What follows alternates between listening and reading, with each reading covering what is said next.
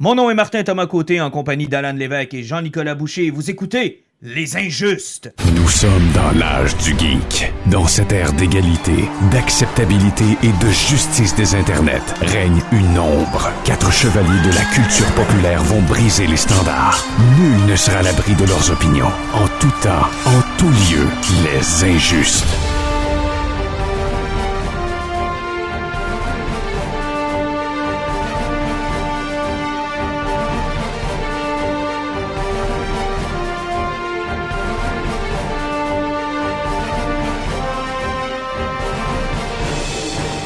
Messieurs, bonsoir. Je vais commencer par Jean-Nic. Hey, bonsoir. C'est pas vrai. On n'était pas en compagnie t'es en compagnie virtuelle. On retombe à nos bonnes vieilles pratiques à distance. Dans ton cas à toi, dans le cas de Alan, il est avec moi. Alan, bonsoir. Hey, salut, moi, je suis sorti. Ah, toi, t'es sorti, tout va bien. Content de vous retrouver, les gars, pour ce deuxième épisode des Nouveaux Injustes. Ouais, on est super content d'être là. Ça a été un petit peu long, mais on a eu des avaries. Ben, en fait, pour être clair et être très honnête avec nos auditeurs, il a fallu se rééquiper un peu, acheter du matériel, s'arranger que tout fonctionne, plugger Jean-Nic à distance, puis s'assurer qu'on puisse avoir des invités. Puis c'est le cas. Bientôt, on va parler à notre ami Jake. Ouais, normalement, Jake devrait venir nous parler de chansons noires. Avez-vous eu l'occasion de le voir un peu, les amis? L'avez-vous lu? Jean-Nic, l'as-tu checké un peu? J'ai commencé à le regarder, mais je l'ai commandé puis ma commande n'est pas encore rentrée. Là, donc, je l'attends de l'avoir en physique. J'ai regardé un peu les images puis j'ai écouté Jake dans l'entrevue qu'il a donnée avec les Mystérieux, là, comme pour le pré-lancement. Là, fait que j'ai très hâte de le lire. J'ai très hâte qu'on y jase. Écoute, moi, j'ai vraiment hâte qu'on lui parle. Puis le produit physique est magnifique, là. Ouais, je pense que Glenna a fait une belle job sur le produit. Là. C'est assez spectaculaire. Son art et ses couleurs ressortent vraiment très, très bien. C'est là. qualité de papier, qualité de couverture, qualité du produit. Honnêtement, c'est véritablement un petit bijou si vous n'avez pas ça encore, là. Oui, ça vaut vraiment la peine d'aller chercher. C'est Glenna qui l'a publié. C'est quoi? Il était à 26 $. Ah, il n'est pas très, très onéreux là, pour la pièce qu'on a. Là. Pour un livre de 96 pages, là, on est dans le très bon rapport qualité-prix. Ah non, vraiment, c'est quelque chose là, que tout bon collectionneur doit avoir dans sa bibliothèque. Donc, beaucoup de choses dans l'émission d'aujourd'hui. Écoutez, ça fait un peu bizarre parce que dans le dernier épisode, on a parlé beaucoup de Batman. On va parler encore un peu de Batman par le Black Label qui est sorti il n'y a pas si longtemps, Batman The Imposter. On aura l'occasion de vous donner notre appréciation sur ce volume-là. On va parler aussi de Nightwing parce que, écoute, les gars me croyaient pas, là. Parce que j'ai commandé ça parce que c'est Tom Taylor, puis j'aime beaucoup Tom Taylor, puis j'ai eu du fun à lire, j'ai dit les gars, il faut que vous lisiez ça. Donc on va vous donner nos impressions. Alan, toi, tu as eu l'occasion d'écouter les 2 nouveautés de Marvel? Oui, j'ai eu le temps de voir Moon Knight et Morbius. Morbius, malheureusement, est victime de l'inflation dans mon cas, là. Bah.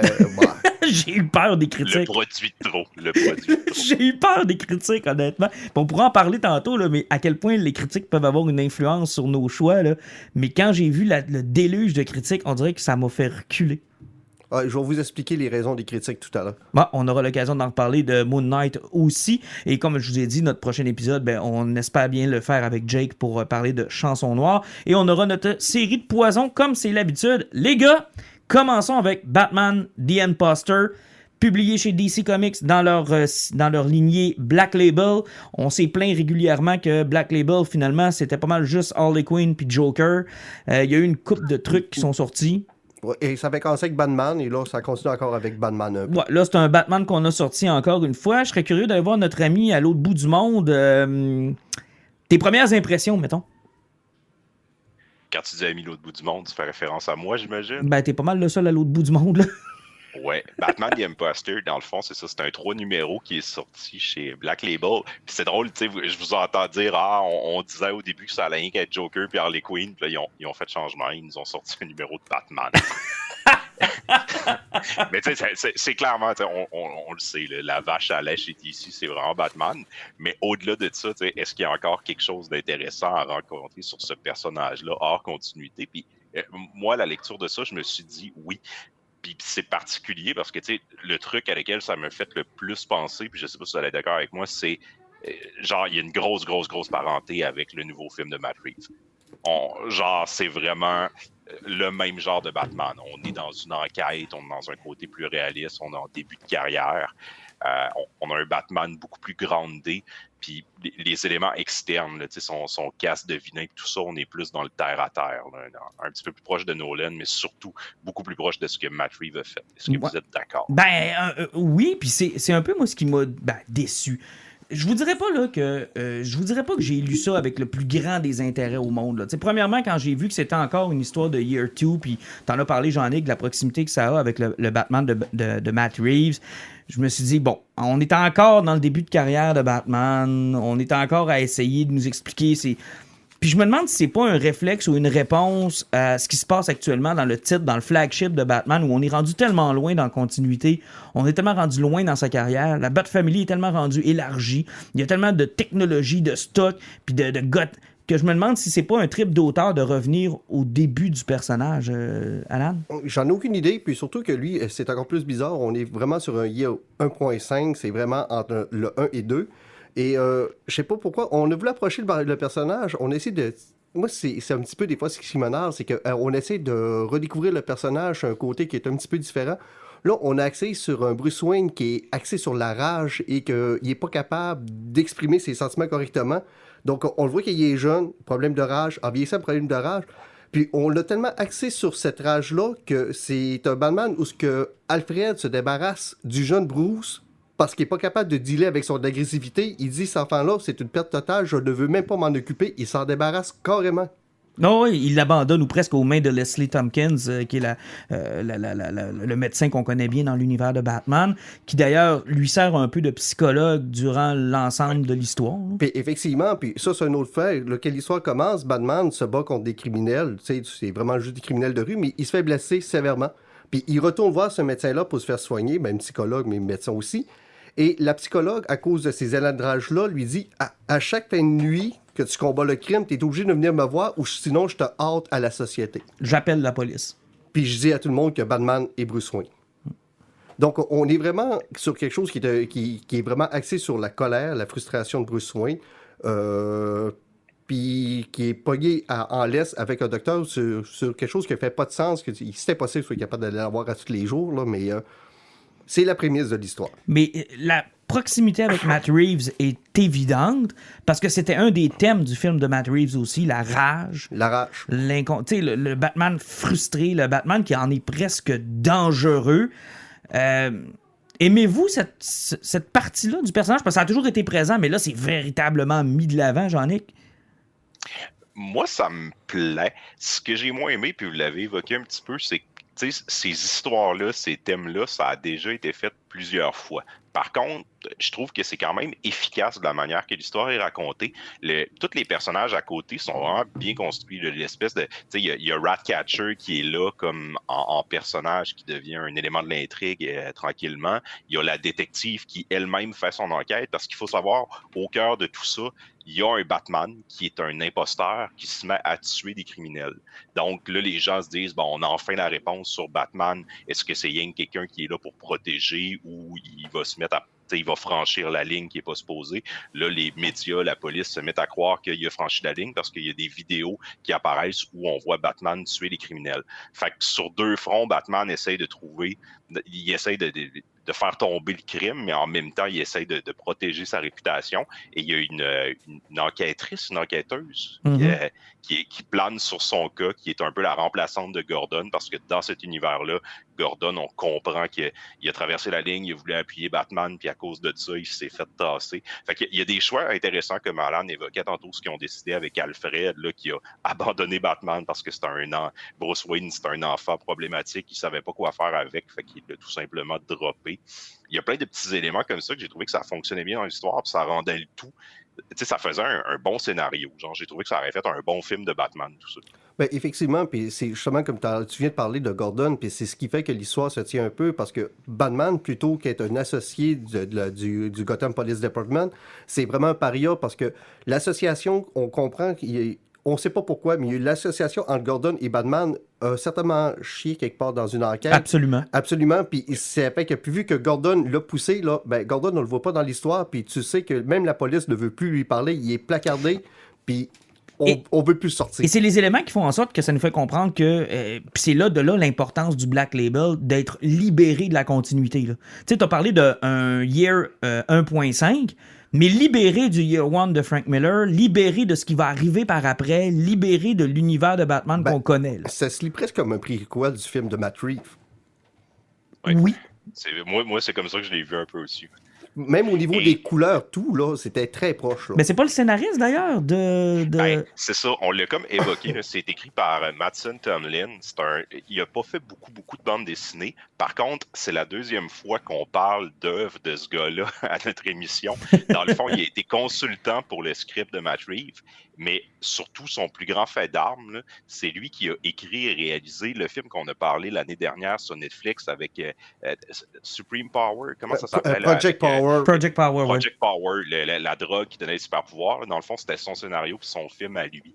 Puis dans le fond, c'est comme c'est un gars de cinéma qui a décidé de faire une histoire de Batman et il a été consultant. Fait que c'est clair qu'il y a une proximité avec l'univers. Tu sais, dans le fond, ça ressemble un peu à ce que Sam Hamm a fait avec Batman 89. Puis, parce que on a vu souvent aussi des gens frustrés par les choix d'Hollywood ou par les limites technologiques ou par les influences du réalisateur puis qui décident de finalement se tourner vers la bande dessinée. Ben, effectivement, puis c'est pour ça que aussi, même si tu checkes au niveau des planches, comment cette bande dessinée est faite, tu avais l'impression de voir un scénario de film. La façon que c'est dessiné, de la façon que les séquences d'action sont emmenées, tu as vraiment l'impression de suivre les planches de réalisateur qui vont faire son film. Moi, il y a des éléments qu'ils ont amenés dans cette bande dessinée-là que je trouve fascinants puis que je trouve intéressants dans l'univers de Batman. On venait de parler de l'écrivain, mais il faut que je rapporte un point qui est super drôle. Vas-y. Andrea Sorrentino. Ouais. Joker, tu sais, le Killer Smile qu'on a trouvé que les dessins étaient affreux, à part Jean-Nic qui avait aimé ça, là. C'est lui? Ben oui, c'est un grand ami de Jeff Lemire sur Sorrentino. Ils ont travaillé super ensemble. Mais Killer Smile, c'était tellement mauvais. Puis les dessins étaient tellement laids dans celui-là, tandis que le Batman en dessous est relativement beau dans celui-là. Ouais, mais tu sais, le dessin n'est pas quelque chose qui m'a fait accrocher non plus. Les personnages, leur visage, encore une fois, est quelque chose qui marche pas, mais le Batman... Bruce Wayne est bizarre, là. Ouais, il y a un style un peu manga, ça se peut-tu? Je sais pas trop. Moi, je suis convaincu qu'il est pas capable de dessiner un visage que mon cerveau est capable d'accrocher. Non, il y a quelque chose de louche dans l'art. Mais Batman, son armure, c'était super beau. Oui, c'est super bien, c'est bien fait. Puis il y a comme aussi... tu sais, on axe des fois dans les cases avec des plus petites cases, là où on veut attirer ton attention sur des éléments précis. C'est là que je montre l'effet scénaristique comme une réalisation de film, là, où plutôt un focus, mais il réussit à le faire dans ses cases, c'est vraiment brillant. Ça, c'est vraiment particulier parce que quand tu le lis, effectivement, ça fonctionne. Là. Ton œil est attiré exactement là où il veut que tu regardes avant d'aller voir le big picture. Ça, là-dessus, là, ça fonctionne. Mais là où je m'en allais, puis ce que j'ai trouvé fascinant, moi, c'est... Puis j'aime toujours les façons de rendre le personnage plus réaliste avec des trucs. Moi, là, les ziplines partout dans la ville, là. Ça, c'était très drôle. Le problème, la police, il y a des ziplines partout à travers chacune des buildings, puis c'est Batman qui a installé ça partout pour pouvoir... Tu sais, il n'y a pas de grappling gun. Il a installé des lignes direct partout. il s'est fait son propre réseau de métro dans les airs. Et ça, là, c'est pire bon. que ça encore, là, un des affaires les plus drôles, puis tu sais, ils ont vraiment comme confronté la dichotomie du personnage. Il s'est caché des Batmobiles partout dans la ville. Mais tu sais, je veux dire, tu peux pas, tu sais, très bien cacher ça, ça reste des motos. Puis tu sais, à un moment donné, la police s'en rend compte, ils font comme, là, Batman, il y a des motos cachées partout dans la ville, on en a retrouvé genre 16. Puis là, ils font des enquêtes, puis ils font comme, ben tu sais, ça a tout été construit par Wayne Enterprise. Fait que tu sais, c'est comme pas trop long qu'ils font le lien, puis qu'ils vont cogner à la porte, puis qu'ils posent des questions. Puis là, tu sais, il est comme confronté à, ben ouais, comment ça fait qu'un, tu sais, il y a un milliardaire dans la ville qui a accès à ces technologies-là. Le plus drôle, c'est sa réponse. Ouais, mais c'est pour 1,5 million de motos. Il arrive, ouais, mais l'année passée, je me suis fait voler un conteneur. Puis après, il se fait comme, c'est pas déclaré, il fait comme un conteneur sur 1 million. Ouais, il dit, ce conteneur-là, ça vaut pas la peine de le déclarer. Ça aurait été une perte de temps. Tu sais, moi, je me fais choper des bateaux complets remplis de conteneurs, que j'en perde un sur tout le tas. Je m'en sac. Mais tu sais, c'est intéressant de voir aussi, puis c'était un élément qui était dans le Batman de Matt Reeves aussi, comment il fait pour être partout à la fois.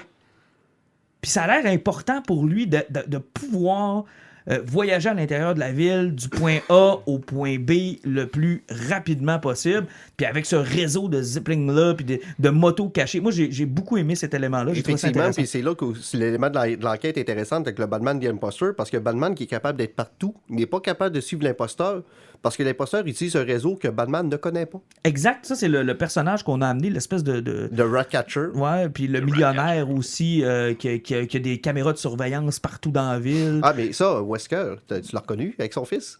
Non?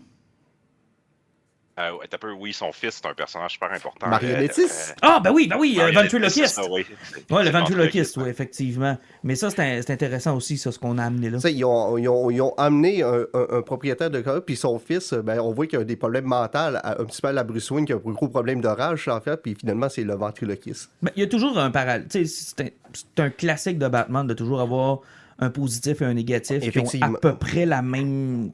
Puis, c'est toujours aussi important d'amener le fait que Batman a des problèmes mentaux, puis il a tendance à éveiller ces problèmes-là chez certaines personnes qui peuvent potentiellement devenir dangereuses. Ben, c'est effectivement. Puis c'est pas toi qui me parlais que, tu sais, dans le fond, Batman, là, il bat du monde qui ont des santé mentales pas très, tu sais, dans la rue. Effectivement, là. parce C'est que ça qu'il même fait, le fils de Wesker, le ventriloquiste, il va voir Batman puis il lui demande de tuer son père. Et qu'est-ce que Batman lui dit qu'il ne le tuera pas, que lui décide de virer encore plus fou.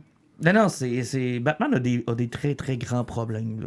Mais si je vous demandais, les gars, tu sais, mettons, je sais pas, quelqu'un nous écoute, a pas lu beaucoup de Batman, est-ce que c'est une lecture qu'on pourrait lui suggérer? C'est quelque chose dans lequel il sera pas trop mêlé puis il va apprécier? Ben, moi, je dirais aux gens qui aiment l'univers cinématographique de Batman mais qui s'intéressent moins dans l'univers BD, ils vont trouver leur compte parce que t'as vraiment l'impression de vivre un film à travers la BD. Et c'est très terre-à-terre. Tu sais, Batman, 15 bat contre du monde, mettons qu'il y a 6 gars contre lui, Batman va te maganer. Là. C'est pas un super-humain. On est très proche de l'univers de Matt Reeves. C'est que si vous aimez le côté cinématographique de Batman, si vous aimez une enquête qui est bien ficelée, parce que sérieusement, c'est scénaristiquement parlant, l'enquête avec la détective et où est-ce que ça arrive à la finale, parce que ça me tente pas de vous la spoiler, c'est brillant de A à Z. Jean-Nic? Ben oui, puis je dirais, nous, on trouve problématique parce qu'on en lit beaucoup, puis tu sais, c'est comme c'est des éléments qu'on a vus souvent dans la bande dessinée de Batman, particulièrement pour quelqu'un qui est pas un grand connaisseur de Batman. Moi, je pense que c'est une super porte d'entrée. Là. J'hésiterais pas à mettre ça, mettons, dans un top 10 des comics de Batman à lire, mettons, en premier. Là. Genre, tu lis Year One de Frank Miller, tu tombes là-dedans après. Là. Moi, je pense que ça s'emboîte parfaitement. C'est moins... ça, surtout si vous aimez l'univers de Matt Reeves puis celui de Nolan, vous ne serez pas perdu. Mais tu sais, on s'entend que c'est moins dérangeant que... Ben, dérangeant. C'est moins ambitieux que les Batman Earth One, mettons. Oui, effectivement. Où là, Batman Earth One, t'es véritablement dans un... Tu sais, si t'as juste lu ça dans ta vie, quand tu vas retomber dans le normal, tu comprendras plus rien. Là. Effectivement. Parce que Earth One s'adresse à des gens qui sont supposés connaître la mythose beaucoup de Batman. Cette lecture-là que tu connais, tu as rien vu les films, t'en as assez pour comprendre cette histoire-là. Là. Puis surtout, en plus, c'est une histoire que si tu prends le thème de base de façon très grossière, c'est que toute action amène une conséquence. Mm-hmm. Parce que toute l'histoire part sur une action que Batman a partie chemin à l'époque avec Gordon qui a causé tout ce qui s'est passé. Et peu importe les actions qu'il fait, a toujours une conséquence. Ça fait qu'il nous montre que le héros n'existe pas parce que Batman ne règle pas les problèmes. Mm-hmm. Il en apporte une valeur égale. À chaque fois qu'il règle un problème, il y a une égalité qui se recrée quelque part. C'est à peu près dans le film de Matt Reeves qu'est-ce qui avait été apporté à la finale du film. Ils ont fait Batman ne réussira jamais à régler le problème. Il faut que tu comprennes que Bruce Wayne, avec son argent, va réussir à régler les problèmes que toi, tu es capable de maintenir. Non, il y a un rôle. Bruce Wayne a un rôle à jouer. Puis, tu sais, c'est là qu'on voit que les deux projets étaient probablement ben, pas liés, mais il devait avoir une couple d'idées que ce gars-là avait, qu'il n'a pas amené dans le film, qu'il a pu amener dans la bande dessinée. Parce que, tu sais, les thèmes se ressemblent beaucoup. Tu sais, ce que tu racontes là, c'est vrai, là. On est face à un Batman qui cherche Bruce Wayne. T'sais, Batman est bien défini, mais Bruce Wayne, on ne sait pas si. Effectivement, puis c'est deux histoires qui nous prouvent que Batman n'est pas la solution. Exact. Que Bruce Wayne a un rôle à jouer dans tout ça. Ouais, ben en fait, c'est ça que Batman devient la solution du moment qu'il accepte qu'il faut qu'il joue sur deux échiquiers en même temps. Il faut qu'il s'investisse dans son rôle de Bruce Wayne, puis il va pouvoir s'investir comme il faut dans son rôle de Batman. Puis ça, c'est intéressant. On le sent qu'il revienne souvent à ce côté-là. En début de carrière, il veut seulement être Batman, puis il se fout un peu du côté de le millionnaire Bruce Wayne. Mais pour trouver l'équilibre, puis pour devenir le héros qu'il est supposé devenir, il faut qu'il trouve un équilibre entre les deux personnes. Oui, parce que même Nolan avait touché à cet élément-là dans Batman Begins. où Bruce Wayne avait absolument pas le goût d'être Bruce Wayne. Puis, tu sais, ce qui est intéressant pour les gens qui n'ont jamais lu du Batman, c'est qu'on peut croire que Bruce Wayne a l'idée de Batman et crée Batman, mais c'est pas ça. Batman est Batman. C'est Batman. C'est Bruce Wayne qui n'existe pas. C'est ça qui est intéressant. Oui, c'est l'élément qui a toujours été amené dans Watchmen, c'est que le héros est la vraie personne et le sous-héros est son costume. Ouais. C'est quand même intéressant. Bref, très très bonne lecture disponible. Black Label, si vous préférez en français, Urban Comic en a ils l'ont sorti il y a 2 semaines, j'ai l'impression. Ouais. Exact, puis elle est très belle l'édition. En passant, Urban Comic, je sais pas ce qui nous arrive depuis un bout, là, mais il se rapproche des sorties anglophones, hein? Oui, parce que même présentement, la run de Superman que je suis en train de lire avec ce qui se passe au Mongol, je pense qu'ils sont même pas 6 numéros en retard. Non, vraiment. C'est assez surprenant. Là. J'ai eu la liste des sorties récentes, là, puis j'ai fait le saut là, de choses qui ont sorti récemment en anglais, qui sont maintenant en français, donc disponibles dans les librairies ici au Québec ou encore... Et ce qui est le fun, c'est que les autres, ils ont souvent tendance à regrouper des histoires qui vont ensemble, même si les numéros sont de séries différentes, les autres, ils les regroupent pour que tu aies l'histoire complète. Ouais, c'est plus efficace. Évidemment, si vous préférez la version originale en anglais, c'est toujours possible. Vous allez aussi probablement et assurément payer moins cher. On va se le dire, là, ça a un prix quand même, du Urban. Ah, on s'en fout. C'est peut-être traduit français, mais c'est du hardcover avec du papier ciré. Qu'est-ce que DC ne fait plus malheureusement maintenant? J'ai une question pour vous. Pour la version, on va dire française, mais pour la version anglaise aussi, est-ce qu'ils ont gardé la grosseur du Black Label traditionnel avec, tu sais, comme les pages qui sont... Non, c'est du floppy normal, mais en cartonné. Ouais. OK. Exact. On dirait que Black Label, là, ils ont comme un peu abandonné leur espèce de giga format. Le format Prestige est un petit peu plus abandonné. Ils font juste vraiment... Ça dépend de l'artiste. Parce que présentement, il y a l'histoire des Amazones qui est encore en format Prestige eux-mêmes. Il y a le Swamp Thing qui est aussi comme ça. J'ai l'impression que maintenant, il demande la permission au dessinateur sur comment il veut travailler sur le projet. Exact. Mais la version hardcover anglaise, en passant, moi, je l'ai acheté. Là. Toi, tu as les 3 floppies. Là. Moi, j'ai la version hardcover parce que je le voulais en book complet. Puis il est très beau, là. Mais effectivement, la qualité des produits de DC ont baissé un peu.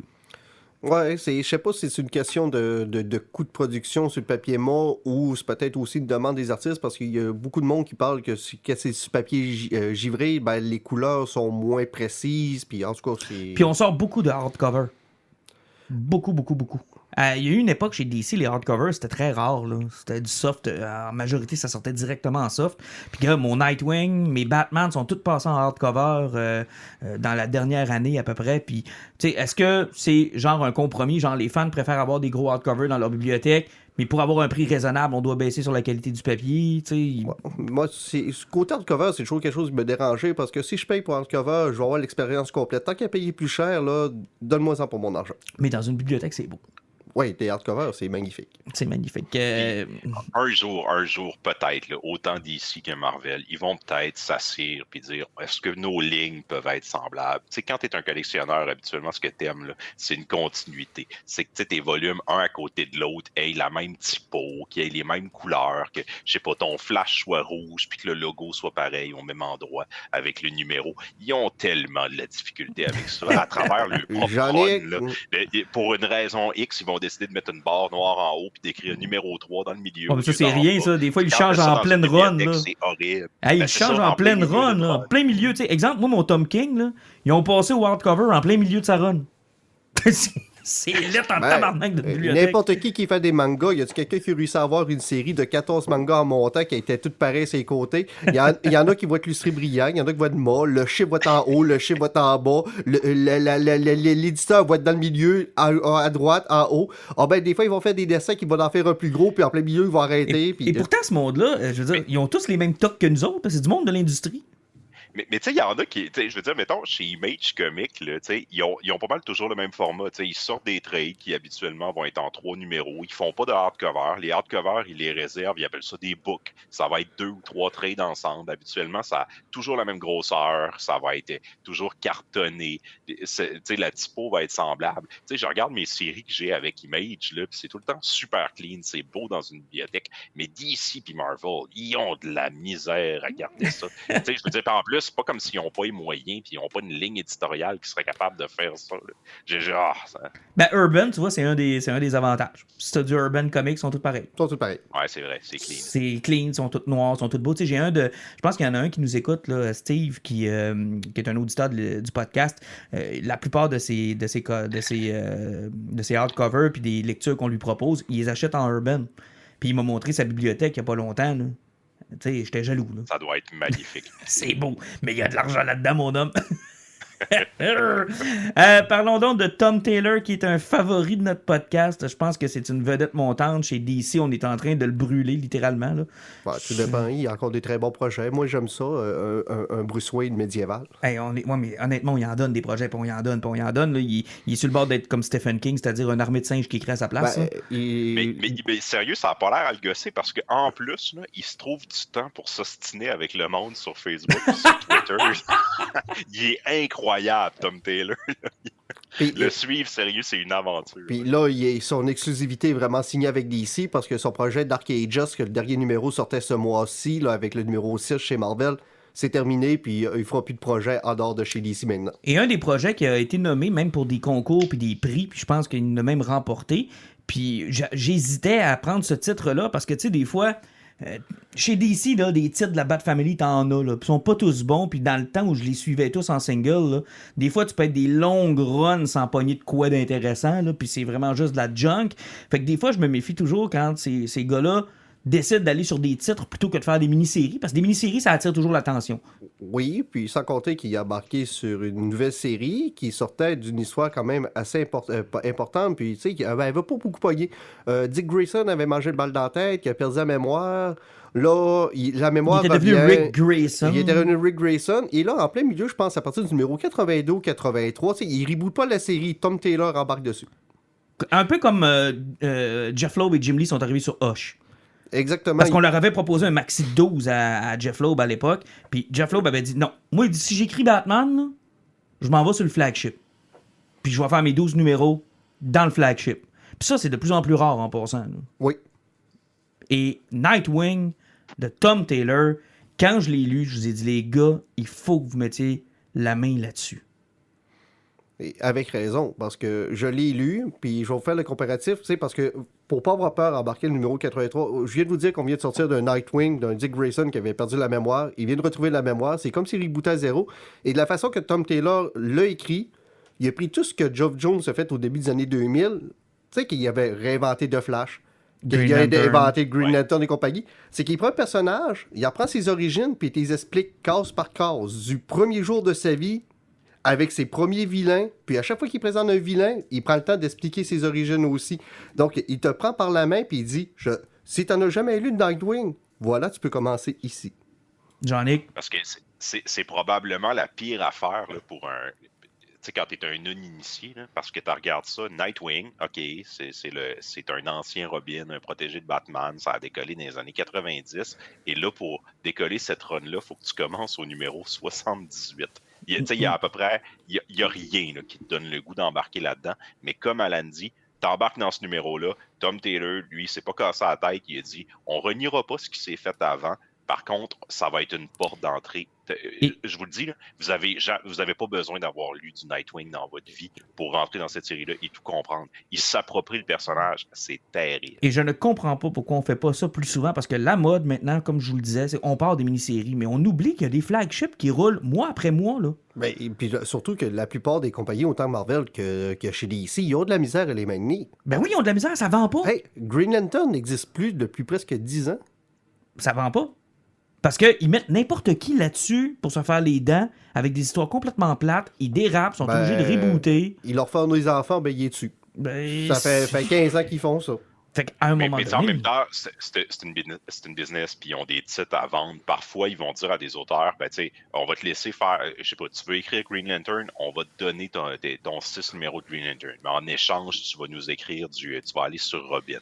Là, on a l'impression que Nightwing, c'est lui qui l'a demandé. genre, Tom Taylor voulait raconter quelque chose avec ce personnage-là, puis il a voulu prendre la série. On sent pas qu'ils ont imposé pour y dire... Parce que, tu sais, Tom Taylor, on le connaît surtout comme le gars des Elseworld. Tu sais, il fait...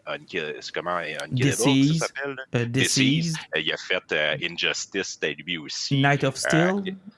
C'est-tu comme ça que ça s'appelle? C'est ça, son affaire de chevalier présentement. Ouais. On dirait qu'il est souvent associé à... Il veut jouer avec l'univers de DC, mais pas dans la continuité. Là, il est carrément dans la continuité. Il s'est approprié un personnage, puis il l'a mis à sa sauce.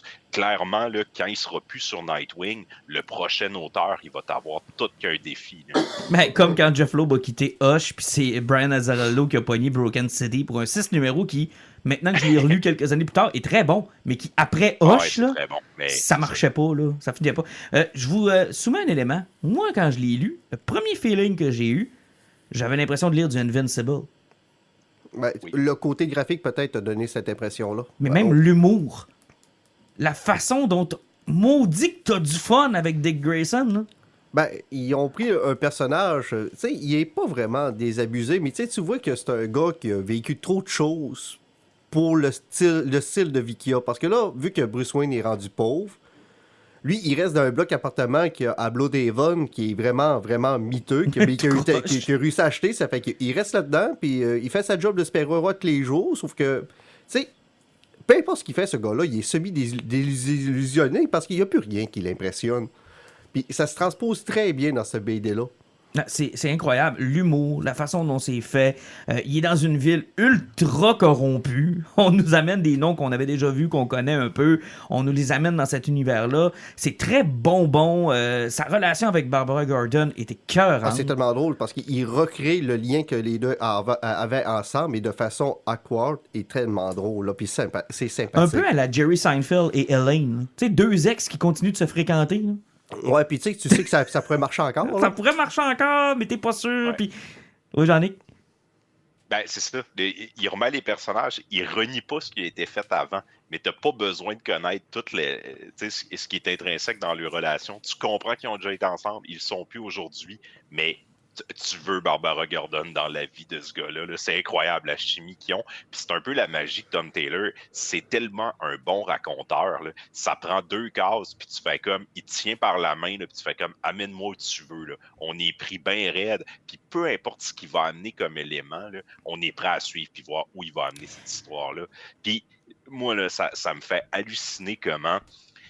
C'est toujours génial. Il nous donne un petit bonbon, il nous amène quelque part, puis il te revire ça de bord. Il y a plusieurs moments là, où il dit, tu sens que le personnage Nightwing, il est dépassé un peu, là, il dit, bon, je vais aller chercher ce que j'ai le besoin, le conseil d'une personne importante pour moi. Puis là, t'es comme, ben, il va appeler Batman, ou ben, non, il va appeler genre Flash, Wally West, son meilleur ami, ou ben, il va parler à Barbara Gordon, genre, tu sais, qui a littéralement grandi avec lui. Il va, tu sais, ou ben, il va dire, je vais aller chercher ma famille. Là, tu dis, il va aller voir Batman. Non, il va aller voir les autres Robins, ses frères. C'est tellement cool comment il utilise tout ce qui a été fait parce que c'est, tu sais, ça fait longtemps que ça roule, le personnage, l'univers, la Bat Family, puis comment lui s'approprie ces codes-là, puis il joue avec pour pervertir un petit peu tout ça, mais rendre ça le fun, drôle, humain. C'est vraiment, là, c'est du bonbon à lire. Puis sans compter aussi qu'il travaille sur un personnage qui est semi-insécure aussi. Puis il y a un moment donné, ça se passe, c'est à peu près sur 2 pages, où je vous ai parlé un petit peu de la run de Superman présentement, où Superman est parti dans l'espace combattre Mongul parce qu'il est en train de crever là, puis c'est sûr et certain qu'il va mourir là. Même John, à cause qu'il était dans le futur, dans... Quoi ça s'appelle? Là? Future State? Non, les Légion, il a fait partie des légionnaires. Il sait que son père meurt au 21e siècle. Puis il sait que c'est à peu près là qu'il va mourir. Ça fait que t'as 2 pages où, à un moment donné, t'as Nightwing qui est sur un building, puis t'as Kal-El qui se pointe. T'as vraiment Clark qui se pointe dans Superman, puis il fait comme, excuse-moi, c'est parce que j'ai un gros service à te demander. Il fait comme, il faut que je m'en aille de la planète Terre, puis mon fils, je vais le laisser tout seul ici. Il arrive, puis il y a une seule personne à qui que je peux faire confiance pour lui donner des conseils, puis si jamais il est dans le trouble, de l'aider, puis de le guider à devenir une meilleure personne, puis devenir le meilleur super-héros qu'il peut jamais devenir. Puis c'est à toi que je le demande. Si jamais tu vois que John est en train de se perdre, qu'il a besoin de conseils, j'arrive, faut que tu le renlignes. T'es la seule personne qui peut le faire, puis c'est la seule personne avec qui j'ai confiance. Ouais, il plante des éléments qui font partie des autres séries, qui donnent le goût même de suivre les autres séries. Et là, il y a mon point négatif qui s'en vient. C'est que le problème quand tu prends un flagship et que ce n'est pas une mini-série, c'est que là, toi, tu as une idée en tête, Oui. T'as un plan. Et là, je vous annonce que le volume 2 de Nightwing a été avalé par Fear State. Fear State, que je comprends pas qu'il y a des séries qui durent pendant 12, 14 numéros là-dedans, puis d'autres, ça passe en 2 minutes. En fait, là, moi, je les ai faites, je suis à jour, là, et je ne sais pas comment ils vont faire dans le prochain trade. Je ne sais pas s'ils vont inclure, là, mais je vous confirme, Tom Taylor, il a écrit les 3 numéros de Nightwing pour le Fear State. C'est un side story, mais quand tu recommences après ces 3 numéros-là, il s'est arrangé pour faire comme ça n'a pas d'incidence, qu'il n'y ait rien arrivé de gros là-dedans. On continue là où on était. Ben, c'est ça, là. Sérieusement, là, je pense que le premier trade se termine genre à 82, À peu 83, 84, 85, à peu près, mettons, c'est Fear State. Là. Mais quand tu retombes à 86, tu pourrais ne pas avoir lu Fear State et ça n'aurait aucun impact. Parce que et ça me moi, ça m'a donné le goût de ne pas lire Fear State. Là, ça me désintéressait de ça. Écoute. Parce que c'est pas le même dessinateur en plus. Et quand on retrouve Redondo, là, qui est le dessinateur qui est avec lui depuis le début de cette collaboration-là, là, j'étais là, oh mon Dieu, que ça fait du bien. Ben, c'est le défaut. C'est le défaut au niveau éditorial de prendre un flagship. Parce que la Bat Family était tout impliquée dans Fear State, qui était l'événement, pour ceux qui ne savent pas, qui était l'événement dans Batman sur la run de James Tynion 4. Puis là, ben, on a comme. Puis Batman a ce désagréable défaut-là que quand il y a un événement qui se passe dans Batman, toutes les séries qui sont autour de lui participent à cet événement-là. Là. Puis ça en fait un méga event. Je pensais que ça a rapporté I Am Batman, puis moi je suis content juste pour ça. Et moi je l'ai lu Fear State, là. Puis tout ce qu'ils ont fait, Tynion, dans Fear State, en fait, toute la run de Tynion, là, c'était une explication à ce qu'on a lu dans Future State. C'est comment ils ont réussi à ce que Future State n'arrive pas. Puis c'est tous les... Tu sais, quand tu lisais Future State, t'étais... Ah, c'est quoi ça, Peacemaker? C'est quoi ça, le Magistrate? C'est quoi qui se passe à Gotham? C'est donc bien compliqué. Puis qu'est-ce qui est arrivé? Ben, tout ça est raconté dans la run de James Tynion. Mais il a englobé dans cette run-là, malheureusement, le Nightwing de Tom Taylor. Je suis content que tu me dises que ça dure pas trop longtemps, par exemple, Jean-Luc. 3 numéros. 3 numéros, c'est fini et recommence tout de suite là où la série avait laissé. Fait que c'est pour ça que je me dis, je suis même pas sûr que le prochain trade va inclure ces numéros-là. Parce que sérieusement, ça n'a pas d'incidence. Ben, ça serait quand même pas si pire qu'ils incluent. Ça me dérangerait pas qu'ils incluent pas, honnêtement. Tu sais, je veux dire, rendu là, moi, je veux lire du Nightwing, puis je veux lire du bon Nightwing. Puis si je veux lire Fear State, ben, j'irai chercher le hardcover qui a toutes les... Tu sais, on en a parlé souvent là, dans Blackest Night, on en a parlé dans Wargame, on en a parlé dans tout ce qu'il y a d'events, à quel point des fois, ces numéros-là servent à expliquer 2 cases dans la série principale. Puis, sauf qu'en plus, dans la série Nightwing, il y a eu un problème présentement, parce que moi aussi, quand je fais la série de John L., tu sais, le fils de Superman, et il y avait un two-parter avec Nightwing. J'avais pas fait attention à ça dans le preview, ça fait qu'il me manque le maudit numéro de Nightwing pour avoir ma continuité de ma série de Superman. C'est comme, ah, puis ça, encore une fois, dans un trade, comment tu mets ça? Ben oui, comme ils ont fait avec Flash puis Batman à un moment donné, ils faisaient une référence avec The Watchmen, ça n'avait pas de bon sens. Il fallait que tu prennes 2 numéros de Flash, 2 numéros de Batman dans un trade. Comment tu gères ça? Généralement, ils les incluent. J'espère. Généralement, là, c'est pas tant compliqué de les mettre là-dedans, merci, bonsoir. Là. Mais gros thumbs up moi, pour Nightwing, honnêtement. Là, j'ai hâte de continuer sa run. Je sais pas combien de temps et combien d'histoires il y a à raconter. Surtout de la façon qu'ils ont décidé de le ramener, puis avec l'événement qui se passe directement au début, là, c'est du génie, là, c'est drôle, c'est brillant. Puis portez attention aux détails. Oui, et puis surtout sur les séquences d'action, de la façon que... C'est quoi, c'est Redondo qui s'appelle le dessinateur? Redondo. C'est parce que moi, j'aime beaucoup que le monde fasse ça. C'est que sur une grande page, on va voir plusieurs fois le personnage dessiné là, pour montrer son cheminement dans sa séquence d'action. Oui. Et ça, c'est du génie. Quand c'est bien dessiné puis c'est bien apporté, là, tu es capable de vivre l'action puis de voir l'agilité du personnage. C'est super agréable. Non, c'est vraiment bien fait. Puis quand je vous dis porter attention aux détails, ça va jusqu'au linge que le monde porte. Oui, surtout Barbara et ses t-shirts. Oui, les t-shirts, là, c'est incroyable. Ça me fait penser à... On va dire son nom comme faux, le Bruno Redondo. Ah, Bruno Redondo! Ça me fait penser au t-shirt de Mr. Miracle dans la run de Tom King. Ben, exact. Tu sais, des jokes de même. Puis moi, il y a un gros feeling Invincible. Si vous avez aimé Invincible, là, moi, j'ai lu ça puis j'ai retrouvé le fun que j'avais à lire Invincible. Oui. Tu sais, là, du gros fun, rien de compliqué. Des méchants terre à terre. Tu sais, comparativement à ce que je vous dis, là, ce que j'ai lu sur Fear State ou Batman, là, en passant, là, j'ai hâte de voir le prochain auteur qui est dessus. Là. Tu sais, c'est quoi la prochaine histoire? Ouais, il s'en va à New York, je pense. Non. C'est le meurtre de Ra's al Ghul pour la 12 millième fois. Ah, cool. Et on l'a jamais vu, ça. Puis, tu sais, First Take, là, c'est rendu, là, écoute, honnêtement, ça n'a plus de bon sens. Là. Ce titre-là a besoin d'un shake-up, là. Ben, il y a besoin de retourner à des histoires qui sont courtes, puis qui sont bonnes. séparées, qui sont bonnes. Puis, tu sais, Batman qui fait une enquête, Batman qui arrête un criminel dans la rue, Batman qui se fait frapper par un char qui est dans le coma. Tu sais, plutôt que Gotham qui explose à chaque fois, puis... Écoute, ça fait 3 fois que Gotham est en guerre. Ben, c'est quoi si on fait des 3 events? C'est quoi? Alfred est mort, la femme de Lucius est tombée... Non, la fille de Lucius est tombée dans le coma, ça a occasionné le magistrate. Après, quel autre qui est... Bane a pris le contrôle de la ville, Joker a pris le contrôle de la ville, Bruce Wayne a perdu son argent. Là, c'était le magistrate qui avait pris le contrôle de la ville. Il y a cette ville-là, là, honnêtement, je sais même pas pourquoi il y a encore du monde qui veut vivre là. En tout cas, s'assurer, là, ça doit tout être un calvaire. Et calique, il y a des compagnies d'assurance qui doivent faire de l'argent en cibole. On est rendu... Appelez-vous, là, un petit point, là. Un coup que Fear State est terminé sur Nightwing, là, le numéro 87, c'est le retour de, justement, Bruno Redondo. On retombe à la série principale. Et le numéro, c'est le chien, si on n'en a pas parlé, là, de oui, Nightwing, c'est drôle, ça. Qui est genre, c'est tellement un élément adorable. Et cette bande dessinée-là, toutes les pages sont des one-shots. Il n'y a pas de cases. Chacune des pages, dans le fond, ça va être, mettons, un building. Et le personnage est dessiné plusieurs fois pour montrer son action. Et c'est Nightwing et Batgirl qui vont sauver le chien qui s'est fait enlever.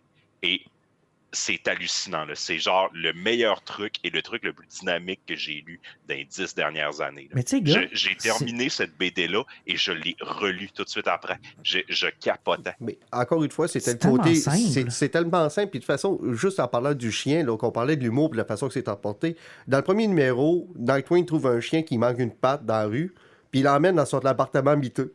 T'as Barbara qui arrive, elle fait comme « Oh, t'as adopté un chien, là? » Il fait comme « Non, j'ai trouvé tantôt, je vais l'apporter à Fourrière tantôt pour qu'il se trouve une famille. » Elle fait comme « Ah ouais, c'est ça, t'as adopté un chien. » Là, il fait comme « Non. » Puis plus loin un peu, t'as Tim Drake qui se pointe là-bas parce qu'il a demandé conseil. Tim se pointe, il fait comme « Oh, t'as adopté un chien. » Il fait comme « Non, je vais le porter à Fourrière tantôt. » Il fait comme « Non, t'as adopté un chien. » Tu sais, tout le monde le connaît comme de quoi... c'est comme tout le monde le sait qu'il sera pas capable de se débarrasser du chien. Tout le monde le connaît trop, puis lui, il essaie de faire du déni. Là. C'est le côté sympathique de cette série-là. Non, c'est vraiment, vraiment bien écrit. Donc, Nightwing de Tom Taylor, premier trade qui est disponible. Urban aussi, en passant. Effectivement, sorti pratiquement simultané, là, donc... Non, on l'a dit tantôt, là, mais ils sont à jour. Bon, c'est le moment où moi puis Jean-Nic, on te cuisine. Ah, non. C'est le temps qu'on te parle de Marvel. Et Donne-nous le goût. Donne-nous le goût et donne-nous des raisons d'aller voir Morbius. Morbius, pour commencer, c'est une curiosité. Encore une fois, c'est un problème. Tu sais, à peu près comme moi avec Joker et un certain acteur que je suis pas capable de sentir. Ben, moi, c'est la même chose pour Jared Leto. Exactement ce que j'allais dire. Jared Leto a le même effet polarisant. Ça fait que c'est sûr que tu es capable de l'endurer ou ben ça passe pas pantoute. Moi, là, je suis pas capable. Moi, Jared me fait rire. Je suis pas capable. Mais sauf que, non, c'est parce que ce film-là, son plus gros problème, c'est que le fait qu'il est sorti 2 ans trop tard. Ouais. Ce qui fait que quand on a vu des bandes annonces, ils ont fallu qu'ils rééditent le film. Tu sais, le Spider-Man qu'on voit en graffiti, il a disparu. Mais ce que j'ai compris, c'est que même le réalisateur en entrevue a dit je sais pas d'où ça venait. Mais ça, personne ne le sait. Puis même de la façon que Michael Keaton est approché dans le film, là, on voyait dans la première bande-annonce qui était là. Je vais vous expliquer qu'est-ce qui s'est passé avec. Morbius, dans le fond, l'histoire est très simple. On connaît un petit peu Michael Morbius. Il y a une maladie qui va le tuer du sang. Ça fait que, tu sais, c'est comme une insuffisance rénale majeure. Il essaie de trouver un remède pour ça. Il trouve ça dans le sang des chauves-souris. Donc... Coronavirus arrive. Non, ouais, le film est reporté de 3 ans à cause de ça. Mais, tu sais, de la façon qu'ils ont apporté le film, c'est qu'ils ont essayé d'apporter une approche Dracula au début, parce que quand ils décident de se faire financer par un de ses chums qui est multimilliardaire, qui le finance, qui a la même maladie que lui, il n'a pas le choix de faire son test, parce qu'il veut le faire sur lui, d'aller en eau internationale, parce que pour avoir la paix. C'est qu'il se prend un bateau, il s'en va ailleurs, ça fait qu'on a la prémisse de Dracula. Mm-hmm. Et là, il fait l'expérience, il devient Michael Morbius, et là, il tue tout le monde sur le bateau. Comme Dracula. Comme Dracula. Sauf que c'était des mercenaires semi-merchants qui étaient là. Ah, OK, fait que c'est correct.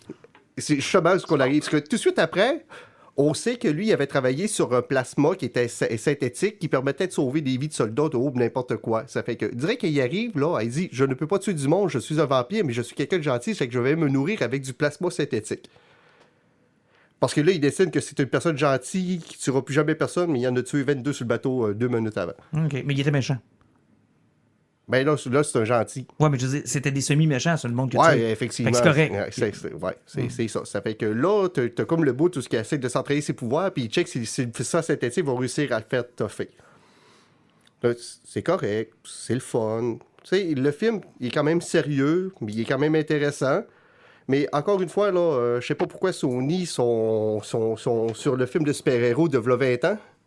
Son chum, qui est en train de mourir de la même maladie, Il devient le méchant. ben, il va avoir le sérum, et l'autre, il veut pas lui donner parce que tu deviens vampire, puis un vampire, ça tue du monde. C'est que c'est un petit peu normal qu'ils veulent pas lui donner le sérum, là. Contrairement à Amazing Spider-Man, qu'il avait pas voulu donner à son chum, c'est parce qu'il avait peur des effets secondaires, comme puis il allait peut-être devenir aussi fort que lui.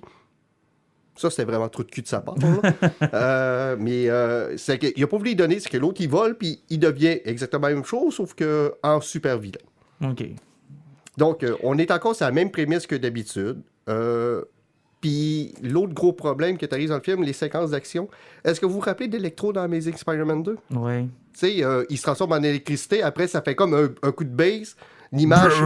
Puis là, l'image fige à cause que c'était filmé pour le 3D. Là, c'est que t'as un coup de base. Là, les personnages réapparaissent de l'électricité. Puis là, ils bougent plus parce que pour profiter de la 3D. Là, c'est parce que vu qu'ils seront capables de se transformer en nuage, ben, ils se téléportent de même, puis coup de base, l'image fige, t'es vois de même, pour le 3D. Après, la séquence d'action quand super rapide en nuage. Après, coup de base. Là, tu fais comme, ouais, ce film-là aurait dû sortir il y a 2 ans et demi qu'il y avait le 3D pour que notre cerveau était encore prêt à ça. Donc, ça fait qu'aucune séquence d'action du film ne fonctionne. Mais t'as pas répondu à ma seule question que j'ai. Ouais. C'est dans quel univers, finalement? Ben, c'est ça c'est parce que c'est important de Michael Keaton qui arrive là. Parce que t'écoutes ce film-là, que tu sais pas pourquoi qu'il existe, il fait aucune référence à rien à part le fait qu'il lit le Daily Bugle 3 fois. Ça finit là, les références. Et quand t'arrives à la fin du film, t'arrives sur la scène post-credit, le ciel s'ouvre avec une ligne mauve, Michael Keaton apparaît dans une prison. Il apparaît. OK? Non, c'est pas ça le pire. Il apparaît dans une prison. Il est relâché parce que ce gars-là vient pas de cet univers-là, puis personne se pose des questions, puis tu peux pas accuser quelqu'un qui arrive d'une autre dimension, parce que c'est écrit dans le livre des lois. Là, si t'arrives d'une autre dimension, on peut pas t'accuser pour les crimes que t'as commis d'une autre dimension. C'est qu'il relâche. Et 2 secondes après, il a son costume du vautour, puis il va voir Morbius. Mais c'est bien Mais con. son costume de vautour est fait avec des technologies Shitori. Et C'est qui Ben, comme- les machins aliens dans- dans Avengers. hein. Dans le premier Avenger, ça fait que Ok. où c'est qu'il a pogné son armure encore en étant téléporté là? Surtout qu'il est réapparu d'une prison et pas chez eux, puis que sa maison n'existe pas parce qu'il est dans une autre dimension. Et il arrive voir Morbius en faisant comme « Je sais pas pourquoi je suis ici, mais ça doit être la faute de Spider-Man. Mais c'est bien con. » Ben... Sony... Je suis convaincu que le vautour était pas supposé apparaître comme ça. Mais quand ils ont vu No Way Home, ils ont fait « Hey, c'est la logique a pris le bord, tabarnak! » Puis ils ont fait... Attends, là, t'es en train de me dire là, que dans les 3 dernières années, il y a du monde qui ont disparu 5 ans, qui ont réapparu. Mais c'est ça que je te dis, le film a été tourné il y a 3 ans, ça fait que ce final-là, ça a été rajouté. Non, mais je veux juste être sûr de comprendre. Là. Dans l'univers de Marvel, il y a eu un 5 ans où le monde ont disparu puis sont réapparus dans les airs, pas d'avion. Mhm. OK? Puis là, à cause de Doctor Strange, il y a du monde qui ont switché d'univers. D'univers. Puis là, c'est le raccourci simpliste que Sony a pris, parce que là, présentement, Sony a repris possession de Spider-Man. C'est que plutôt que, je sais pas, justement, à la base, il y a 2 ans, comment il va approcher le vautour, parce que No Way Home n'était pas encore sorti et encore moins tourné. C'est qu'ils ont rechangé la fin pour amener les switches entre les univers parallèles. Préciser que Morbius était supposé connaître Spider-Man, puis même là, à un moment donné, Morbius, il fait une joke en fait comme I am Venom. Donc, Venom, Morbius sont dans le même univers. Ben, il n'y a aucune référence nulle part. Et là, non, mais admettons qu'on veut faire de la Ouais. logique, là. Morbius, Venom pourraient être dans le même univers, Ben, un univers qui n'a pas de Spider-Man. mais il n'y a pas de Spider-Man. Mais Vautour, lui, a traversé. Mais il dit que c'est la faute de Spider-Man, sauf donc ils doivent trouver Spider-Man. Fait qu'il faut qu'ils trouvent un Spider-Man. Fait qu'il y a encore une chance de rebooter un Spider-Man. Ils ont une chance de recaster un Spider-Man. J'en ai aucune idée. C'est parce que Tom Holland, je suis pas sûr qu'il va venir dans cet univers-là. Puis s'il ramène Andrew Garfield, c'est parce que Craven, comment ils vont l'emmener, Craven? Parce que le prochain qui sort, c'est Craven. Il va dans le même univers que Morbius et Venom avec le nouveau vautour. Ben, lui aussi, il va faire, il va passer dans Madame Crime Web, les deux prochains, là, c'est ça. C'est l'adaptation de Craven's Last Hunt, puis après, c'est Madame Web. C'est que aucune idée de ce qu'ils s'en vont. Puis tout ce que je peux vous dire, c'est que Spider-Man leur appartient maintenant. Donc, il va y en avoir un. Oui. Ben, en fait, et ça, c'est peut-être pour préciser un petit peu pour les gens qui comprennent pas comment se fait qu'on a ça, là, puis pourquoi que Marvel n'a pas les droits, et pourquoi Sony, parce que, je veux dire, c'est quand même pas un franc succès, ça se fait détruire par la critique, et ça fait un peu d'argent. Là, tu te dis pourquoi que Sony vend pas les droits à Marvel. C'est un contrat vraiment, vraiment, vraiment merdique que Marvel avait signé pour éviter de faire faillite à la fin des années 2000 quand ils vendaient le personnage de Spider-Man et la plupart de ses vilains. Ils les ont vendus à Sony et il y a une clause dans le contrat qui dit que tant que Sony utilise le personnage dans un film, ça lui donne les droits pour 5 ans. Ça fait que dans le fond, là, Sony ont les droits éternels sur Spider-Man. Ben, c'est la raison pour laquelle il avait fait Amazing. C'est la raison pour laquelle il avait fait Amazing Spider-Man, parce qu'il était sur le point de perdre les droits. Ils n'ont aucun avantage à redonner ça à Marvel. Tout ce qu'ils ont à faire, là, parce que là, on le voit avec Morbius, ça lui a coûté 50 millions, le film se fait débâtir, ils sont déjà rentrés dans leurs argent. Ben, en gardant le personnage. C'est sûr que le film aurait fait plus si ça avait été lié avec l'univers de Marvel, puis si ça avait été une équipe, probablement mieux intentionnée qui avait écrit et réalisé tout ça. Mais Sony, ils n'ont aucun avantage à redonner ça à Marvel. Mm-hmm. Ils sont déjà en train de faire du cash avec ça. Pour ramener à ton point, là, ce à quoi tu fais référence, c'est lorsque Stan Lee avait fait la tournée des studios pour vendre les droits, les propriétés des personnages au cinéma. Et Disney a fait le ménage. Là. Ils ont tout racheté. Ils ont racheté 20th Century Fox, mais les seuls qui n'ont pas racheté, c'est Sony. Fait qu'il lui manque toute la partie qui appartient à Sony. Le 20th Century Fox, c'est réglé. Mais ça a été un problème aussi quand Marvel Studios a été créé, puis qu'ils se sont associés à Paramount, puis qu'ils ont dit, bon, ben on décolle une franchise. OK, parfait, allons-y avec Spider-Man. On l'a pas. Faisons les Fantastic Four. On l'a pas. Bon, ben, faisons les X-Men. On les a pas. On les a pas. Mais Chris, vous avez quoi? Iron Man. Et Hulk. Mais, tu sais, je veux dire, finalement, ça a payé, puis ils ont eu raison, puis ils ont pu... Tu sais, je veux dire, c'est un empire, puis les deux se comparent même pas, là. Genre, le Marvel de Sony puis le Marvel de Disney, c'est 10 fois plus puissant Disney. Mais à cause du contrat, puis à cause de ce que Sony possède, je pense pas là, qu'ils vont vendre. Si un jour Sony vend, c'est parce que Sony va tellement mal aller qu'ils vont avoir besoin d'y éditer pour éviter de disparaître. Non, c'est l'équivalent, là. C'est l'équivalent de posséder un bout de terrain de la maison de votre voisin, là. Hey, tu gardes ça, là. Et que ton voisin est ultra riche, c'est ça. Il faut toujours qu'il te loue ce bout de terrain-là. Aucun intérêt à y revendre. Sony, ils s'en débarrasseront pas. Les deux seuls jeux qui ont fait de l'argent sur PlayStation, c'est les deux jeux de Spider-Man les 10 dernières années. C'est sûr, mais l'exemple que Johnny vient de donner est tellement bon. Tu sais, ton voisin est ultra riche, il a une grosse Christie de cabane, mais sa piscine creusée est dans ta cour. Ben oui. Il fait un party à tous les fins de semaine. Voyons donc, pourquoi tu y redonnerais son terrain? Une couple de fois, t'as un invité qui dit « Hey, on va-tu se baigner? Pas aujourd'hui, j'ai pas demandé à mon voisin. » Puis on se le cachera pas, là, ce qui rapporte le plus dans tout ça, c'est Spider-Man. Puis, à toutes les fois que Marvel font comme, on va faire un film avec ou on va l'utiliser, ils sortent le chéquier, ils le donnent à Sony. Ils font comme, OK, on te l'emprunte, voilà 100 millions, puis après ça, on fait notre truc. Puis Sony, ils sont morts de rire, là, jamais ils vont redonner ces personnages-là. C'est honnêtement, ça, c'est la crosse du siècle. Et c'est ça qui est triste, la finale de Morbius fonctionne pas. Mais en tant que tel, le film s'écoute, puis il est pas si mauvais que ça, puis c'est désagréable. Tu sors pas de là en faisant comme, voyons, je viens de perdre ma vie. Là. Le film est le fun quand même. La façon que le personnage il est travaillé, oui, des fois, il y a des raccourcis scénaristiques qui sont majeurs, ça n'a aucun sens. Mais tu sais, ça fonctionne quand même. Mais tu sais, c'est intéressant quand même la façon qu'ils ont trouvé de se prêter leurs personnages et surtout leurs acteurs. Tu sais, je veux vos tours, ça me tente pas de leur caster, je veux pas mêler tout le monde. Michael Keaton a fait une belle job, prête-moi Keaton.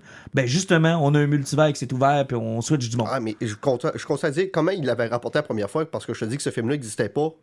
Quand la première bande-annonce de Morbius ça, je sais pas comment ils ont pensé à ça. Je sais pas quels devaient être les plans initiaux. Là. Parce que je constate dire qu'il faut pas oublier que le graffiti qu'il y avait, c'était Andrew Garfield aussi. Exactement. Ça semblait être dans l'univers d'Andrew Garfield. Parlons de Morbius, parlons de Moon Knight. J'ai pas eu l'occasion encore de l'écouter. Moi, ça m'avait quand même attiré comme série. Ça avait l'air bien. Bon, depuis le début, je vais vous dire qu'il n'y a pas grand série de Marvel chez Disney Plus qui m'a excité. Là. Alan, me lances-tu là-dedans?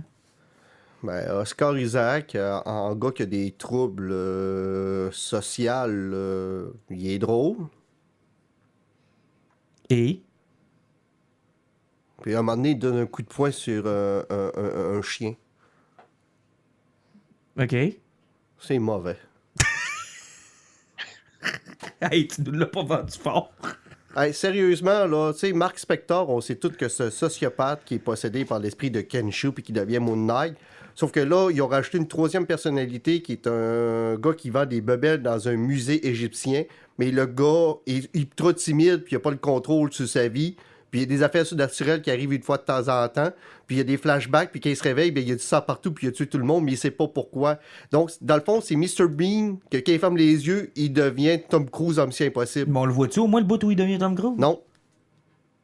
Fait qu'on suit juste Mr. Bean. Ouais, qui fait des jokes, puis qui comprend pas pourquoi il est de même. Fait que quand Tom Cruise fait de quoi, la caméra est pas là. Exactement, puis t'as 2 épisodes de 50 minutes comme ça. Puis il en reste Le combien? problème, Puis c'est ce très qui est drôle. cool dans cette série-là, puis je vais probablement l'écouter à cause de ça, 6 épisodes, et ils ont annoncé que malheureusement, ils ne pouvaient pas le lier au reste du MCU pour plusieurs. Les acteurs ne veulent pas nécessairement revenir, ils ont essayé de ne pas faire beaucoup de liens, fait que ça, je trouve ça cool. Ça leur permet de raconter l'histoire qu'ils veulent. Puis c'est drôle parce que Moon Knight chez Marvel, ça a toujours été ça un peu. C'est un personnage qui il était apporté dans des équipes ou bien qui faisait des runs qui fonctionnaient. Puis quand ils essayaient de le mettre sur un rôle un peu plus gros, les auteurs se plantaient. Fait que c'est un personnage qui est comme... Ils ont de la misère à trouver quelqu'un pour l'écrire comme faut. Puis là, ils ont fait une série dans le MCU avec lui où puis là, ça a été annoncé cette semaine. Oscar Isaac qui dit « Moi, je veux pas revenir pour rejouer ce personnage-là. J'ai aimé mon aventure, mais je pense pas revenir avec Marvel. » Fait que là, même si la série aurait un succès incroyable, on est déjà condamné à savoir que genre ça se connectera pas vraiment. Moi, je trouve que c'est un plus.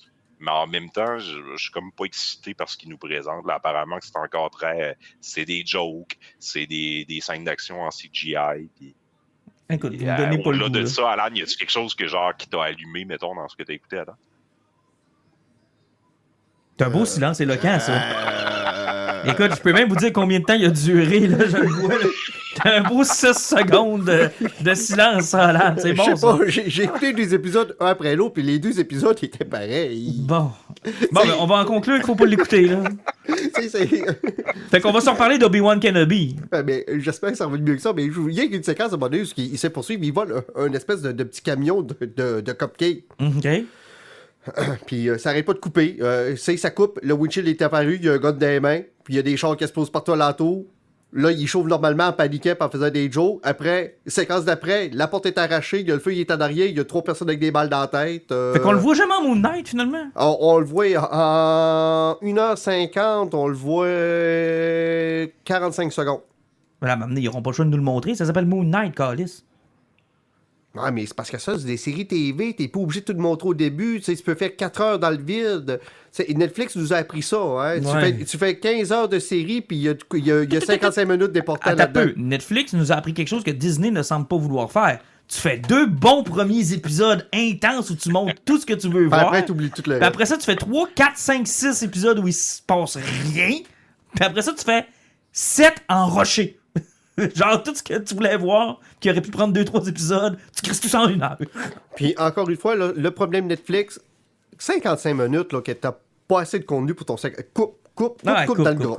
Coupe ton intérêt à couper, parce que ce soit plus court et meilleur. Coupe Tout ton temps de simplement, glace. là. Coupe ton temps de glace. Ça sert à rien d'étirer. T'étires pour étirer.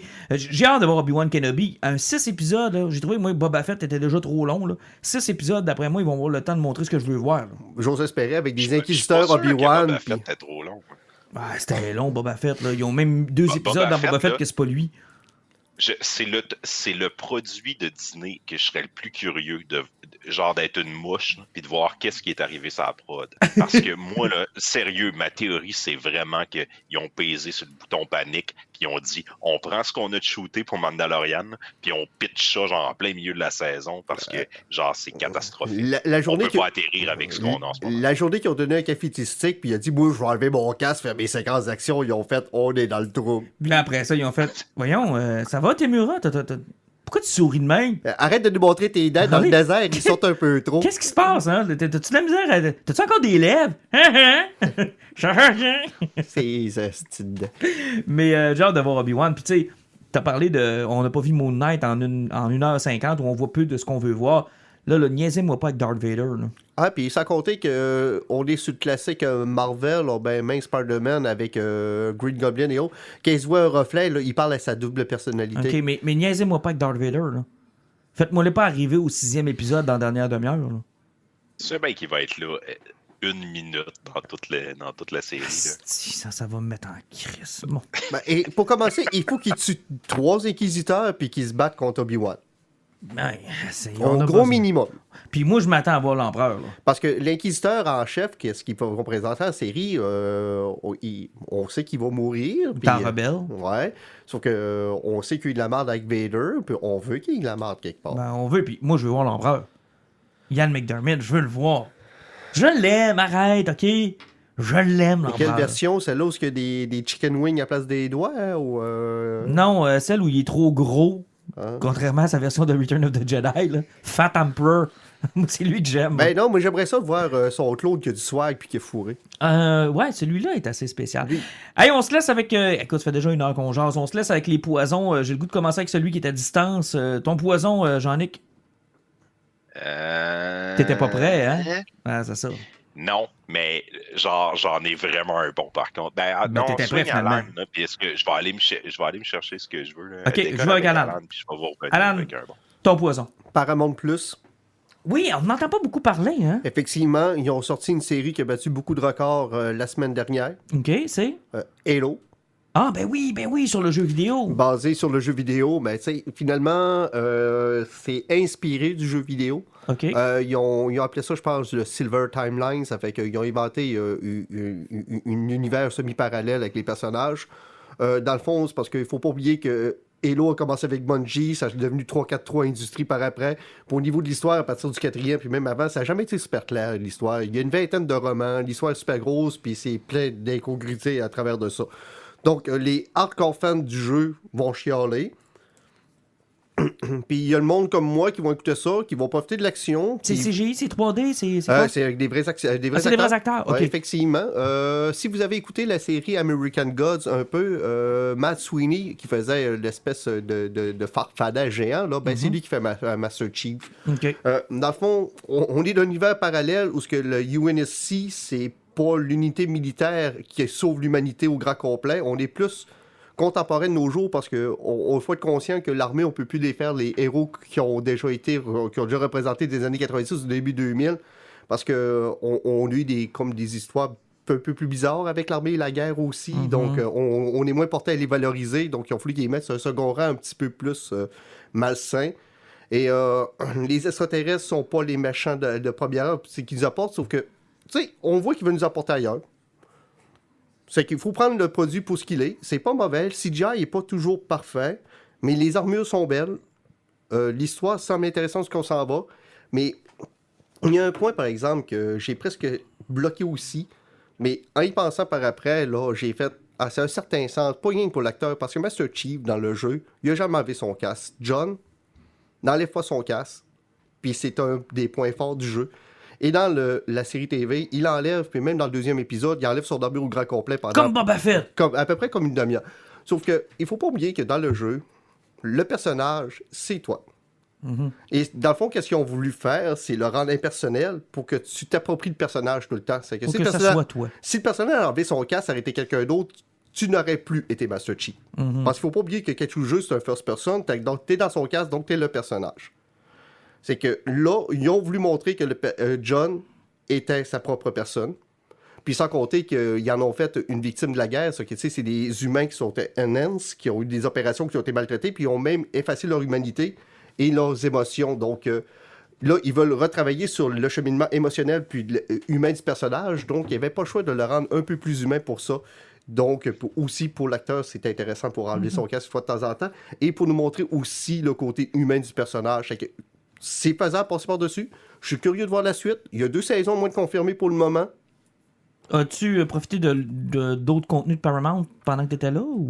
Non, pas encore, sauf que le monde qui aime beaucoup Yellowstone sur Amazon Prime, le prequel est sur Paramount+.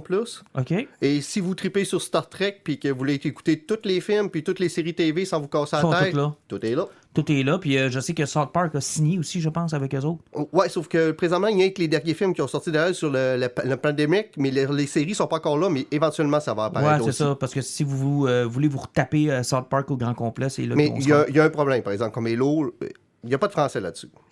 OK, il n'y a pas de disponibilité française. Ouais, non, c'est très Paramount. Là. Ça coûte combien à peu près?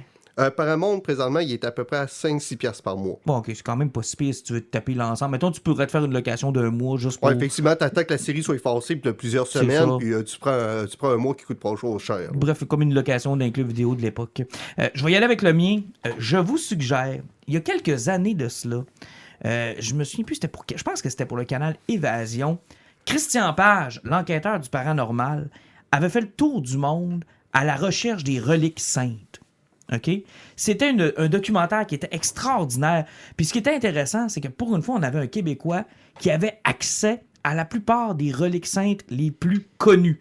OK? Celles qu'on a, le Saint-Suaire de Turin, l'Arche d'Alliance, la couronne d'épines, écoute, les morceaux de croix, les clous, il y en a partout à travers le monde et il s'est rendu sur place. Et ce qu'il a décidé de faire récemment, c'est sorti la semaine dernière, c'est de faire son enquête et de nous rappeler ces histoires-là avec des données actualisées dans un livre, à la recherche des reliques saintes, 12 artefacts extraordinaires sous la loupe d'un chasseur de vérité. Si vous tripez sur Indiana Jones, que vous capotez là-dessus, que ça vous a toujours un peu inspiré les histoires du Moyen-Âge, des croisades, les grandes reliques saintes, ce livre-là est pour vous. J'ai lu ça en 1 journée et demie. C'est extraordinaire. S'il y en a qui vous intéressent moins que d'autres, vous passez le chapitre. Par exemple, le chapitre sur le Saint Graal, si vous pensez avoir vu l'épisode ou encore que vous êtes pas mal à jour sur les dernières découvertes, vous pouvez tout simplement le passer et vous rendre directement à la prochaine relique sainte, qui est le Saint-Suaire de Turin. Moi, j'en ai découvert le sang de Saint-Janvier. J'ai découvert là-dessus des reliques aussi qui sont au Brésil, en Amérique du Sud. La couronne d'épines, c'est un chapitre qui est extraordinaire. Le Titulus Crucix, qui est l'inscription qui était au-dessus de la croix, qui est aussi à quelque part. Puis on fait le tour du monde et on se met à jour sur les dernières recherches scientifiques. Et ce que j'aime de Christian Page, c'est qu'il ne te vend pas de la religion. Il te raconte l'histoire, pourquoi c'est une relique. Il te raconte pourquoi on est rendu là, les recherches qui ont été faites par les scientifiques, la datation au carbone 14, les différents scénarios de pourquoi cette relique-là peut être vraie ou pas. C'est vraiment, vraiment là, un excellent livre. Donc, c'est édité chez Saint-Jean Éditeur. Puis, Christian Page, là, si vous avez jamais écouté ses podcasts ou vous avez jamais écouté ce gars-là parler, il est incroyablement intéressant. Là. C'est vraiment un gars que j'adore. C'est le roi des bons conspis. Oui, vraiment. Mais c'est que le gars, il ne vend pas la conspi. Il y a toujours des théories out there, mais c'est ça, tu sais, il la pousse pas. Il fait comme il ouvre la porte, puis il dit, ça se peut que ce soit ça. Il te raconte l'histoire. C'est pas un gars, il a rien à te vendre. C'est pas un preacher. C'est pas quelqu'un qui va te dire, j'ai été en contact avec le Saint-Suaire de Turin, et c'était magnifique, et j'ai cru en la gloire de Jésus-Christ. Non, il t'explique d'où il vient, quelles sont les différentes théories qui s'affrontent, et ça finit toujours par... Vous savez, c'est un domaine de la foi, les reliques. À un moment donné, je ne peux pas vous empêcher d'avoir la foi, mais voici les éléments qu'on a jusqu'à maintenant sur les différentes reliques saintes. Honnêtement, là, moi, je suis tombé là-dedans, puis à quelques jours de Pâques, là, c'est une lecture que vous devez faire. Puis si vous aimez Indiana Jones, en plus, là, écoute, le chapitre sur le Saint Graal, le chapitre sur l'Arche d'Alliance, c'est juste phénoménal. C'est phénoménal. De toute façon, il y a que la relique sur le déluge ressemble à la relique où il est capable de lire les informations du Saint Graal. Donc, Mais honnêtement, là, c'est vraiment, vraiment, vraiment agréable comme livre. Je vous le suggère fortement. Bon, Jean-Nic, ton poison, on finit avec ça. Ben, c'est ça. C'est important de revenir aux déités, aux grands dieux qui nous inspirent. Puis c'est pour ça que vous savez que je vais vous parler cette semaine du dernier ouvrage de Jeff Lemire. C'est tellement le fun qu'il est à distance, on peut peser sur raccroche. Non, je fais juste mute. Je le laisse parler. Je suis pas sûr. Je sais pas, on n'en a pas parlé. Je sais pas si Alan est en train de le lire aussi, mais c'est vraiment incroyable. Chez Black Label, Jeff Lemire est en train d'écrire un 3 numéros de Swamp Thing qui s'appelle Green Hell. Le concept est simple. C'est un futur post-apocalyptique qui ressemble un petit peu à Un monde sans terre avec Kevin Costner. Ah, ça doit être bon.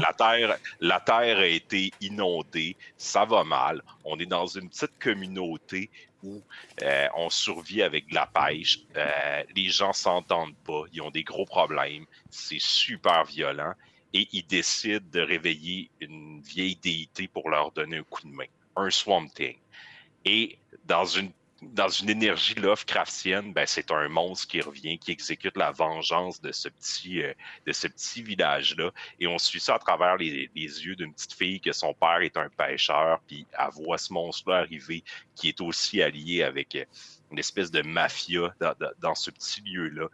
Puis pour combattre cette créature-là, il décide d'aller chercher le vieil homme qui vit dans le fort, que tout le monde déteste, qui est John Constantine. C'est là que je m'en allais. Un vieillard, c'était certain. Mais le dessin qui est fait par Doug Mahnke là-dessus, qui est un vieil habitué de chez DC, qui est vraiment incroyable. Et Jeff Lemire fait souvent comme des belles histoires. C'est un bon raconteur, mais là, le fait qu'il soit allé avec Black Label, c'est vraiment... Il vous laisse gâter dans la violence. Ça fait longtemps que j'avais pas vu. Ça ressemble, on dirait que c'est un truc que Garth Ennis aurait écrit. Là. Parce que sérieusement, là, la première créature Swamp Thing qui sort, là, quand elle se met à découper le monde sur l'île, les têtes explosent. C'est super trash, c'est super violent. Mais j'ai-tu besoin de connaître tout l'univers de Swamp Thing pour apprécier? Pas en tout, t'as rien besoin de connaître. Mais en même temps, on sent que Jeff Lemire est allé dans... Parce qu'il a écrit pendant un bout du Animal Man, dans New 52, il travaillait dans le Justice League Dark, puis il avait comme amené le concept des couleurs puis des anciens dieux qui sont liés à ça. Il a ramené ce côté-là. Mais t'as pas besoin de connaître l'univers. Là. Je pense qu'il voulait raconter une histoire où il utilise ces personnages-là dans un Elseworld. On est dans le futur. C'est à propos de ces personnages-là puis de pourquoi Swamp Thing doit revenir pour aider ou non cette population-là. Il y a un seul numéro qui est paru pour le moment. Il va en avoir 3. J'ai incroyablement hâte de voir où il va apporter ça. Mais ça fait du bien parce que, moi, Jeff Lemire, c'est un auteur, peu importe ce qu'il écrit, j'aime tout le temps ça. Non! Là, il nous... Ouais, je sais. Mais là, il nous sort des sentiers battus. C'est rafraîchissant ce qu'il a décidé de faire avec ça. Là. Puis au-delà du fait que ce soit lui qui l'écrive, le dessin est incroyable. Jetez-vous là-dessus. Allez lire ce numéro-là. Ça vaut la peine. Ça donne ses lettres de noblesse à pourquoi Black Label doit exister. Bon, maintenant, avant de se laisser, je vais donner une mission à nos auditeurs. Pour le prochain épisode, allez chercher Chanson Noire de Jake Dion. Allez vous commander ça. Allez trouver ça dans votre librairie locale. Allez vous la chercher. Parce que dans le prochain épisode, vous allez apprécier peut-être encore plus notre conversation avec Jake en l'ayant lu. Moi, je veux qu'on parle puis qu'on spoil, puis qu'on parle de sa création, puis je veux qu'on aille plus loin. Donc, je vous donne le conseil, allez chercher Chanson Noire, et on va pouvoir en parler dès le prochain épisode. Vous êtes d'accord avec ça, les gars? Tout à fait d'accord. Jean-Nic? Pas en tout, moi je l'aurais pas lu. OK, parfait. Donc, Jean-Nic, tu seras pas au prochain podcast. Hey, mais imaginez, on lit ça, puis on haït tout ça de la gang. C'est impossible, comme c'est impossible que tu n'aimes pas Jeff Lemire. Messieurs... Ouais, c'est ça, exact. On a déjà un parti pris. Exactement. Messieurs, merci beaucoup. Passez une bonne soirée et à la prochaine. Salut! Bye-bye.